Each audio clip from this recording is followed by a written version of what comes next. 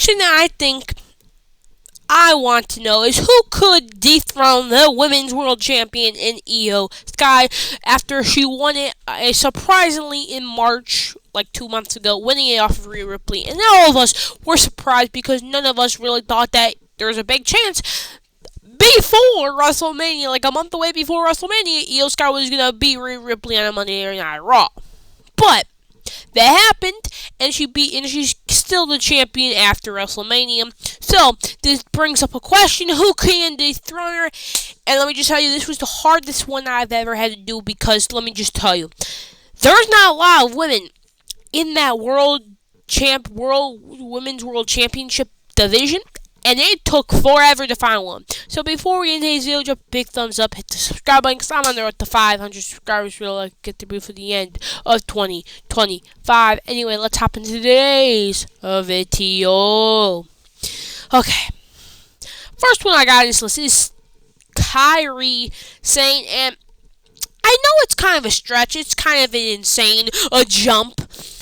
But the main reason I'm saying this is because, first off, Io and Kairi has history. I'm pretty sure they faced off for the NXT Women's Championship before in NXT. I could be wrong, though. Quote me if I'm wrong. It's whatever. But I'm very confident to say this would be a great, not great, a phenomenal match. Because I feel like they tagged before. They have beautiful chemistry, probably. And they probably have beautiful in-ring chemistry, and it would probably be beautiful masterclass in-ring stuff. And though I know Kyrie's been injured for a little bit and been on the sidelines for a little bit, I think there's a real good chance that maybe they can turn Kyrie heel and have her go out with a feud with Io during the summer for the Women's World Championship, having the title the title off of her. And I don't know, have some I don't know, something type of feud. Again, there's not many people you could put in this list. I mean, it's hard because there's like two people that are like really valid to put on this list, but I don't know. I mean, I don't have any other reasons, just because they had long history with each other. I feel like their match would be good, and it would probably be an interesting feud. Maybe, I don't know. It's kind of hard when you don't have anything and you don't really have any single stars, and you just release a bunch of women and superstars like Dakota Kai, KC2. I don't know. It's kind of hard, but I don't know. Maybe this would be a feud that WWE's gonna do. I don't know, man. I don't know. I don't really know, but maybe. I don't know. I feel like just because of their history, there's a big chance. And this division really needs more people. So maybe that's why. But that's my reasons. Help.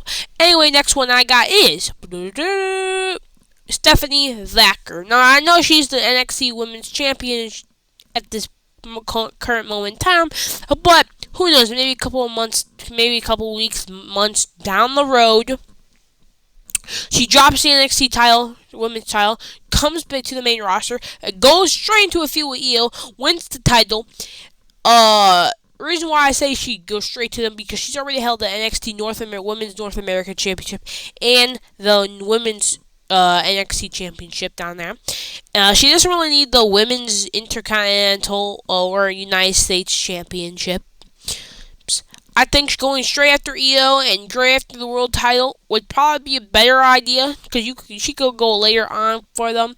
But I think going straight for world titles is probably the better option, honestly. But I think, me personally, I think I would like that more than her going after mid-card titles. And I'm pretty sure we saw that little sneak peek of Stephanie versus Io on a couple Monday Night Raws ago. I think it was the Raw after Mania. If we knew that was good, that little tiny match, not even like what, not even 15-minute match. Um, it was that good. We know that a full on 20, 30, 25-minute full on match, it would be a banger. I mean, think about it, boy. Think about it. Uh, so that's the reason why. Also, I feel she already got some crowd reaction. The crowd kind of likes her already. Um, Also, again, this division needs more people, needs more bodies, and her adding her to the division adds some type of prestigiousness. Um, Kind of, I don't know. I don't know, worthiness. I don't know what the words are, but I think that those are the words. Worthiness, like all those stuff. I think that's exactly what this division needs. And I wouldn't hate to see a Neo Sky Stephanie match on a PLE, if you don't mind me saying, because that match would be cooking like I cook burgers on the George Foreman grill. Anyway, next person I got on this list is Charlotte Flair. Yes, you can all hate me. You can all hate me. Boo hoo. Now, we know we just saw Charlotte just lose to Tiffy and just got out of the main roster, or just a world championship and women's championship match in general. But I know Charlotte is better than what we saw after. I know Charlotte's better than what we got at this Road to WrestleMania. I can confidently tell you, I know Charlotte's better than this.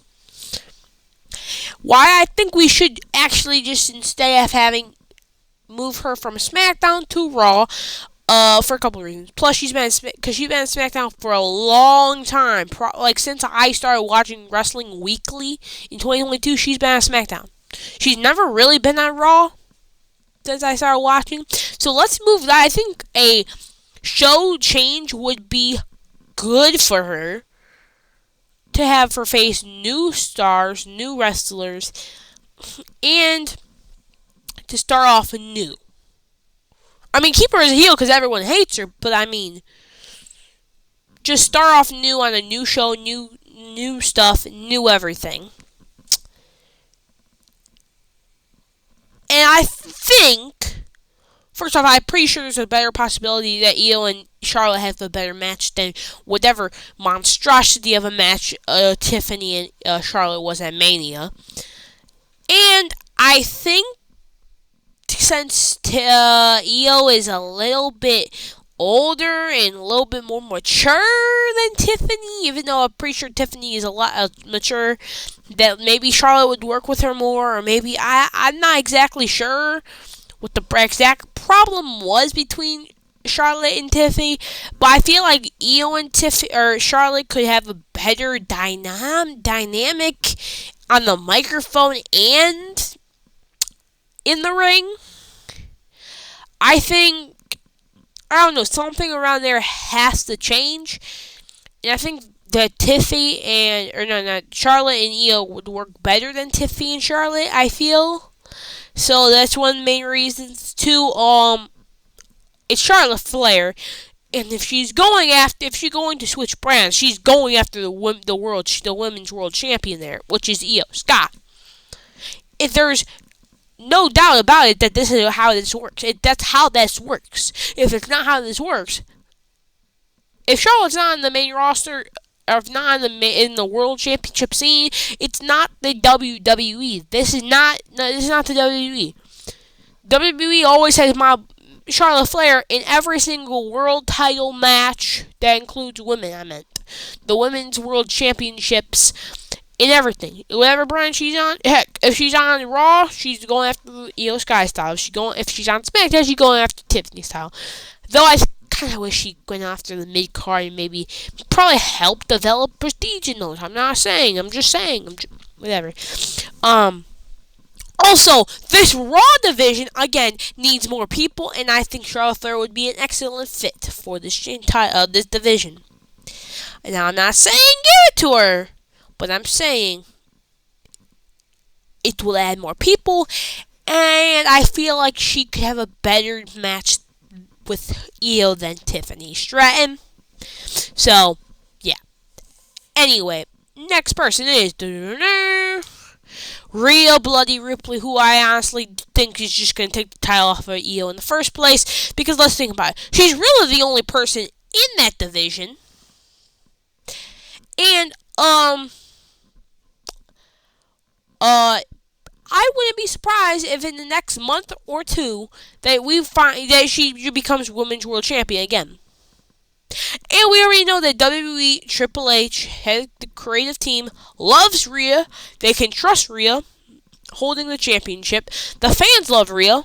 The WWE can make sure if the championship holder is failing as champion, they can just give it to Rhea, knowing that Rhea can carry the championship for however long they need her to, and she can make it prestigious and hold it on, and making the fans believe that she's a dominant champion, and making this championship actually mean something. I'm pretty sure WWE has full confidence in Rhea of doing that, and as wrestling fans, that Rhea is that good where she can hold a championship and making it prestigious and making her look like a dominant champion.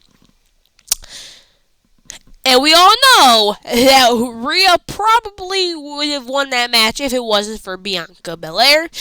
And I think if Adam Pearce was is smart enough, he would somehow give Io and Rhea another rematch, and without distractions this time from Bianca Belair, Rhea probably could get her very first victory on Io Sky and win her championship back after barely not having a chance to hold it since March. Though I'm always still surprised how short that Rhea Ripley title reign is. I can't believe how short that was. But it don't really matter. But yeah. I just think she's also the only person in there, and I think eventually they're gonna give the title back to her anyway. So why not just put her in this list? And I think this is the actual person who will end up doing it. Booker T will be saying, "Shucky ducky quack quack." Sorry, I got this duck. It's pretty cool. I started saying the Booker T stuff. Anyway, ignore me. Anyway, we got next person is Liv Morgan. Again, there's a couple reasons why I say this. Number one, WWE trusts Liv Morgan holding a championship. That making it a little bit prestigious, making it like a believable championship for a little bit. We saw her do it last year. She held the championship from May of 2024 to January 2025. To over 200 plus day reign of Liv Morgan, and we saw that WWE trust her in holding this championship and making it prestigious enough to hold it till then, and making her a believable champion. Now, obviously, she won't do it anytime soon because she's off filming a movie right now and stuff like that. But I think eventually they're going to give Liv Morgan another championship reign eventually too, because I feel like WWE has put full, complete trust in Liv Morgan, having her be one of their biggest women's wrestlers of all time in their company. Twice actually, Becky Lynch in 2 championship matches, and they weren't afraid to give it to Liv Morgan. I'm just saying. And we already know that they've trusted Liv Morgan in big storylines like this now, and heck, Vince already had trust in her, having her win Money in the Bank and giving her the championship. They had trust in her then, and they probably have trust in her now. Right? I do think she needs to get really. Honestly, I think we just need a minute. Get rid of these championships. Get rid of the tag team championships. That's the problem. That is the problem. If we got rid of these things, we would have so much more women in the World Championship division. No, no, no, no. Think about it. Think about it. If we got rid of these championships, a lot of things would be solved. First off, we would have more people in women's divisions, like this Raw Women's World Championship division. And first off, these titles. No, WWE doesn't care about these titles at all. They don't care about these titles one a bit. They don't put them on PLEs. They don't. These titles don't mean anything. These titles don't mean anything. And there's no tag team left. There's no women's tag teams left. They released them all. They released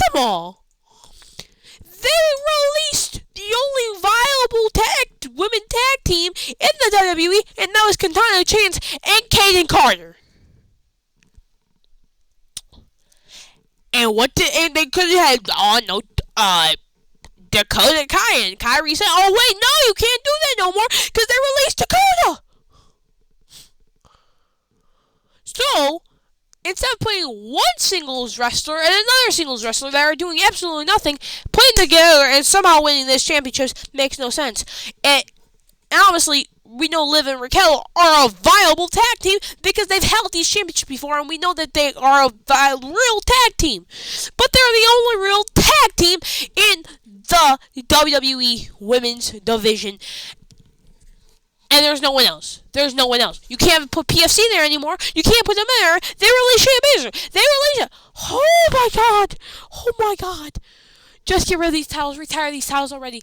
Oh my god. These are treated like the 24/7 title. I'm not even joking, bro. Oh, I'm gonna lose my mind. WWE, you are dumb. Just retire this championship already. Just retire it. You got rid of the NXT women's tag team championships. Heck, if you guys called up Lash Legend and Jakara Jackson before you guys released Jakara, we could have had another viable tag team in the women's tag team championships. But no, you guys got rid of Jakara, and you kept Lash Legend, which you guys probably won't do anything with her. It's so dumb. You guys are absolutely idiots. I'm done. No, I'm done. I'm ending the video right now. I don't care. Have a beautiful rest of the day. See you tomorrow. Bye.